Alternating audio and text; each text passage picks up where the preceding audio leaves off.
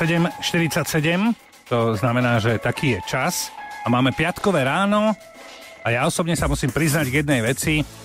Neviem, ako funguje 3D tlačiareň. Vy viete? Ja tak nejak tuším, že sa tam dajú nejaké polyméry, ktorým zadáš, potom oni sa tam lepia a vyrobia ti vlastne ten objekt, ktorý si mu zadal vyrobiť. Ja som to videla v seriáli Teória veľkého tresku a bola to taká veľká, biela, obrovská škatuľa a chlapci si na tom z plastu vyrábali postavičky superhrdinov. To je moja celá vedomosť o 3D tlačiarni. No dobre, ak niečomu nerozumiem, tak sa k tomu pokojne priznám.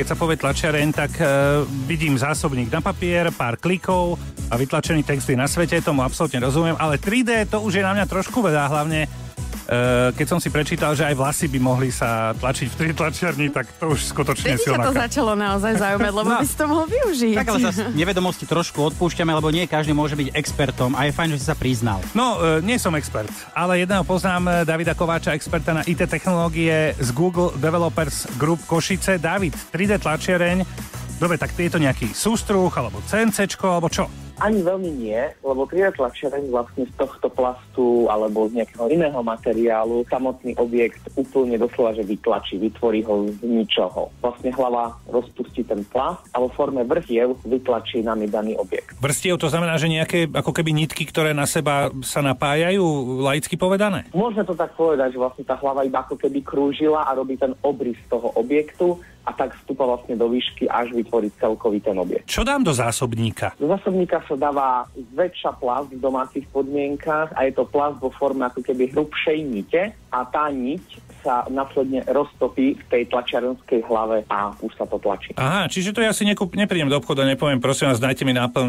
do tlačiarne, chcem tlačiť umelohmotné veci a oni povedia, jasne, nech sa páči. No, pravdu povediac, na Slovensku už je rozšírený tento materiál, dá sa to zohnať v rôznych obchodoch. A to vážne? Áno, bežne aj najväčší e-shop providery to už majú na skladoch. Dobre, a ešte jedna otázočka. Budem ja niekedy vo svojom živote mať doma 3D tlačiareň? Verím, že niekedy príde ten čas, že ľudia budú mať doma 3D tlačiarne na tlač všeho možného, no v tejto chvíli je to skôr vec pre ľudí, ktorí majú chuť sa hrať alebo potrebujú tvoriť prototypy. Tak viem si predstaviť, že nedeľný obed ti mamina vytlačí. No vidíš, veď práve to chcem povedať. Aj s tanierom. Tým maminám a k babkám, to sú predsa dámy, ktoré už dávno ovládajú 3D tlač.